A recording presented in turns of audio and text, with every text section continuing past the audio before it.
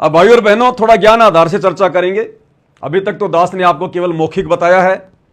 अब आपको यह दृढ़ विश्वास हो जाएगा जब हम आगे कुछ और पढ़ेंगे यथार्थ भक्ति बोध के अनुवाद में, फिर हमें पक्का हो जाएगा कि वास्तव में हमारे गुरुदेव भगवान ने हमारी परीक्षा के लिए यहां पर इस प्रकार से लिखा है, भूल सुधार।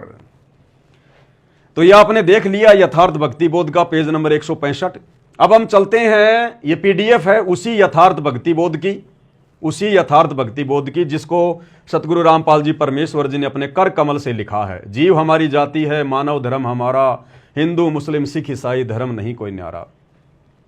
भाई और बहनों, ये भूमिका का सेकंड पेज है। पीडीएफ आप जी डाउनलोड कर सकते हैं या आपके पास में पुस्तक होगी, आप खोल के देख सकते हैं। यह भूमिका का, यथार्थ भक्ति बोध की भूमिका का सेकंड पेज है। अब इसमें हम चलते हैं भाई और बहनों।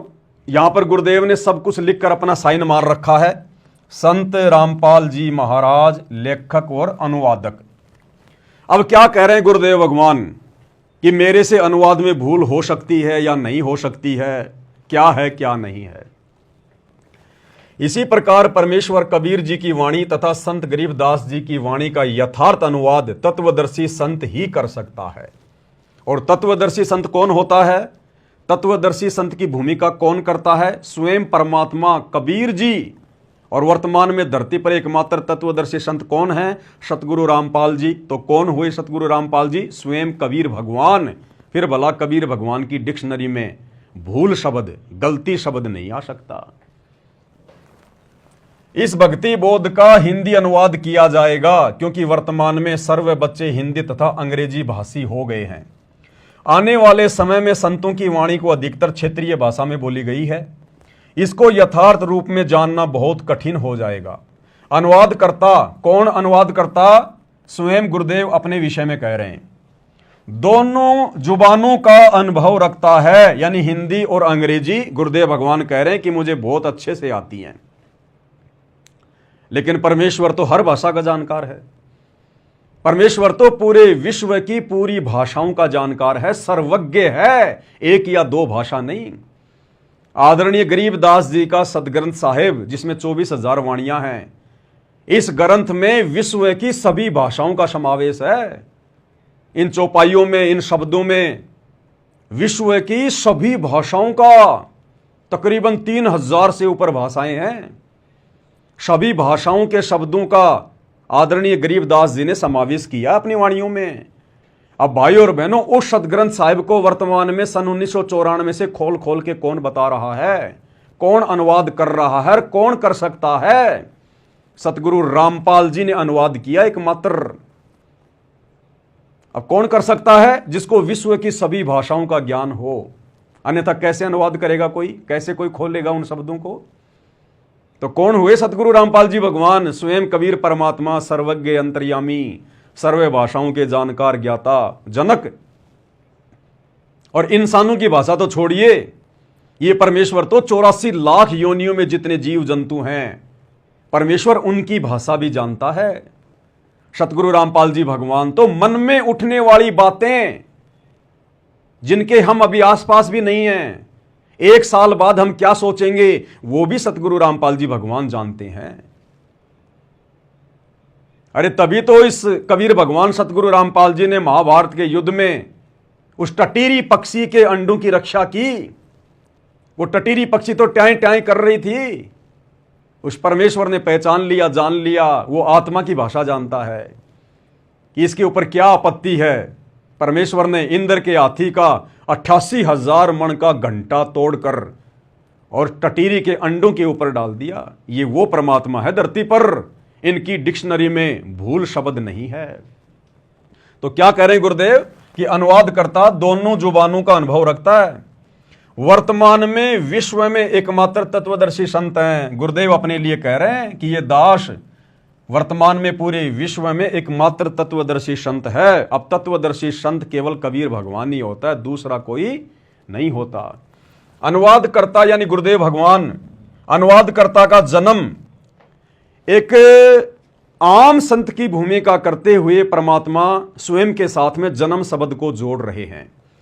अन्यथा इस परमेश्वर के आसपास भी जन्म शब्द नहीं होता। इस परमेश्वर ने तो सबको जन्म दिया है। हम सभी आत्माओं का जनक है परमात्मा। कबीर जी, सतगुरु रामपाल जी, ये रियल में सतगुरु हैं। और सतगुरु की क्या परिभाषा है? ना सतगुरु जननी जने और जाके माना बाप, पिंड ब्रह्मंड से रहित है ना वहां तीनों ताप। कि सतगुरु कभी जननी से जन्म नहीं लेता, मां से जन्म नहीं लेता। तो हम अपने गुरुदेव को सतगुरु कहते हैं ना। बंदी छोड़ सतगुरु रामपाल जी भगवान। अगर हम सतगुरु कह रहे हैं तो फिर हमने सतगुरु की परिभाषा का भी ज्ञान होना चाहिए कि सतगुरु कभी जननी से जन्म नहीं लेता। लेकिन यहां परमेश्वर एक आम संत की भूमिका करते हुए इस काल के लोक में अपने एग्रीमेंट, अपने विधान अनुसार काल से छुप छुपा के आंख मिचोली का खेल खेलते हुए आप और हम आत्माओं तक ये तत्व ज्ञान पहुंचाने के लिए एक आम व्यक्ति की, एक आम संत की भूमिका कर रहे हैं। उस आधार से परमात्मा ने स्वयं के लिए जन्म शब्द का प्रयोग किया है। अन्यथा ये तो स्वयंभू परमात्मा है। दुनिया की ऐसी कौन सी जननी है जो सतगुरु को अपने पेट में रख ले? जिस सतगुरु के गर्भ में पूरी सृष्टि समाई हुई है, जिस सतगुरु ने सबको जन्म दिया, दुनिया में ऐसी कोई स्त्री, कोई मां नहीं है जो सतगुरु को 9 महीने अपने गर्भ में रख ले, जो सतगुरु को जन्म दे। और जो जन्म लेकर आता है फिर वो सतगुरु नहीं होता, वो जीव है, जीव। क्योंकि जन्म जीव का होता है, पीव का नहीं होता, परमात्मा का नहीं होता, सतगुरु का नहीं होता, तत्वदर्शी संत का कभी जन्म नहीं होता। लीला वो जो मर्जी करे हमारी चरम दृष्टि को धोखा देते हुए। अनुवादकर्ता दोनों जुबानों का अनुभव रखता है। वर्तमान में विश्व में एकमात्र तत्वदर्शी संत है। अनुवादकर्ता का जन्म दिनांक 8 सितंबर 1951 में हुआ था। इस कारण से आज सन 2013 में अनुवाद करने जा रहा हूं। यानी बरवाला कांड से 1 साल पहले गुरुदेव ने आश्रम में अपने कर कमल से तीनों समय की आरतियों का अनुवाद किया था, जो बाद में उनके जेल जाने के बाद में ये प्रिंट करवाया गया। तो सर्व क्षेत्रीय भाषा के शब्द जो अमृतवाणी में हैं, उनके अर्थ अच्छी तरह जानता हूं। अब क्या कह रहे हैं गुरुदेव भगवान, यह सबसे महत्वपूर्ण पॉइंट है। फिर भी अनुवाद में कोई त्रुटि रह जाए तो क्षमा चाहूंगा। अब भगवान हमसे क्षमा चाहेंगे क्या? हम जैसे 2 कोड़ी के तुच्छ प्राणियों से भगवान क्षमा चाहेगा क्या? क्या हम भगवान को क्षमा करने वाले हैं क्या? क्या भगवान गलती करेगा क्या? लेकिन एक आम व्यक्ति, आम संत की भूमिका करते हुए परमेश्वर ने इस प्रकार के शब्दों का प्रयोग किया है। क्या? कि फिर भी अनुवाद में कोई त्रुटि रह जाए तो क्षमा चाहूंगा। लेकिन आगे क्या लिख रहे हैं गुरुदेव? वैसे त्रुटि की तो गुंजाइश ही नहीं है। कि बच्चों, वैसे तो त्रुटि की कोई गुंजाइश है ही नहीं। अगर सतगुरु भी त्रुटि करेगा तो सृष्टि कौन चलाएगा? कौन काल के लोक से हमें पार करेगा? तो लास्ट में गुरुदेव करेंगे, बच्चों वैसे तो त्रुटि की कोई गुंजाइश है ही नहीं। जब सतगुरु ने कह दिया कि त्रुटि की कोई गुंजाइश है ही नहीं, तो भगत ने सौपन में सोचना ही नहीं चाहिए कि मेरे गुरुदेव कोई गलती कर सकते हैं। और यदि फिर भी यथार्थ भक्ति बोध के सरलार्थ में पाती पंच पोहप कर पूजा में गुरुदेव नीचे लिख रहे हैं भूल सुधार, तो ये परमेश्वर जानबूझकर आप और हमारी परीक्षा लेने के लिए इस प्रकार की लीला कर रहे हैं। देखो, सतगुरु यहां कोई जीवन जीने नहीं आता इस गंदे लोक में, इस काल के लोक में। ये तो इतना गंदा लोक है सतलोक की तुलना में। ये पृथ्वी तो छोड़िए, गुरुदेव ने बताया कि सतलोक जाने के बाद में इस काल के जो स्वर्ग और महास्वर्ग हैं, वो ऐसा लगता है जैसे गंदी जगह, बिल्कुल कूड़ा करकट। ये पृथ्वी तो बहुत दूर की बात है, इसकी तो कोई गिनती नहीं, इतनी गंदी है। क्या वो सतलोक का शहंशाह, सतलोक का राजा कबीर भगवान सतगुरु रामपाल जी इस पृथ्वी लोक पर जीवन जीने आएगा? अरे जीवन वो जीता है जिसका जन्म होता है। सतगुरु तो लीला करने आता है। तो परमेश्वर का जो सांसारिक जो दृष्टि से जो ये जीवन लीला है वर्तमान में जो ये चल रही है 8 सितंबर 1951 से, इसको हम एक जीवन नहीं कह सकते। जीवन के साथ में लीला शब्द प्रयोग करना पड़ेगा। जीवन लीला, जीवन जीता है एक जीव जो मां के गर्भ से जेर में लिपट के आता है, और जीवन लीला शब्द यूज होता है परमेश्वर के साथ है। फिर भी अनुवाद में कोई त्रुटि रह जाए तो क्षमा चाहूंगा। वैसे त्रुटि की तो गुंजाइश ही नहीं है। अब नहीं है तो नहीं है। फिर नीचे संत रामपाल जी महाराज लेखक और अनुवाद करता। क्लियर कर दिया गुरुदेव भगवान ने। ये आप और हम सत्सेवक भाई बहनों के लिए है। हमें परमात्मा ने त्रिकुटी पर रोक के नहीं रखना, हमें परमात्मा ने त्रिकुटी पर नहीं लेकर जाना, हमें परमेश्वर डायरेक्ट बाईपास लेके जाएंगे अपने विमान में बैठाकर। इसलिए परमात्मा यहीं पर ठोक बजाकर हर प्रकार से हमारी परीक्षा लेके हमें मजबूत करना चाहते हैं। त्रिकुटी पर परमात्मा केवल अपने उन्हीं भक्तों को लेकर जाएगा जो यहां पर परमेश्वर की परीक्षा में पास नहीं होंगे, जो गुरु को परमात्मा मान के भक्ति नहीं करेंगे, जो मर्यादाओं में नहीं रहेंगे, क्योंकि उन्होंने फिर किसी न किसी बहाने से उन आत्माओं को त्रिकुटी पर फैल करना है।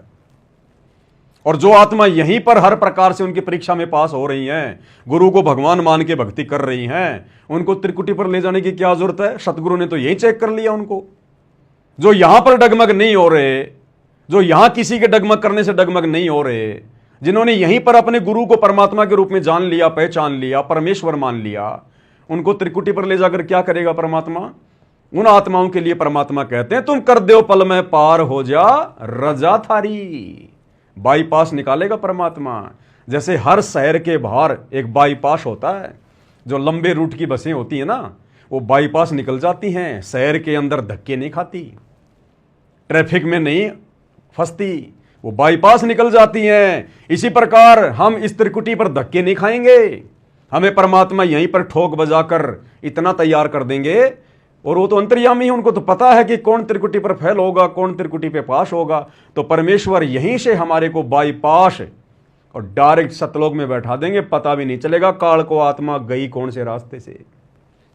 उसके लिए आप और हमारी भाई और बहनों परीक्षा चल रही है कि अगर जरा भी कोई कमजोरी हो तो अभी तो ठीक कर लो, अभी तो मौका है, लेकिन बाद में मौका नहीं मिलेगा। फिर त्रिकुटी पर जाकर अगर तुमने अपने गुरु जी के प्रति मन में कोई शंका पैदा कर ली, कोई संदेह पैदा कर लिया, गुरु के अलावा किसी और में परमात्मा देख लिया, वहां मौका नहीं मिलेगा भूल सुधार का। ये भूल सुधार का मौका केवल यही है पृथ्वी लोक पर। इसलिए परमेश्वर आप और हम सत्सेवक भाई बहनों को दृढ़ कर रहे हैं।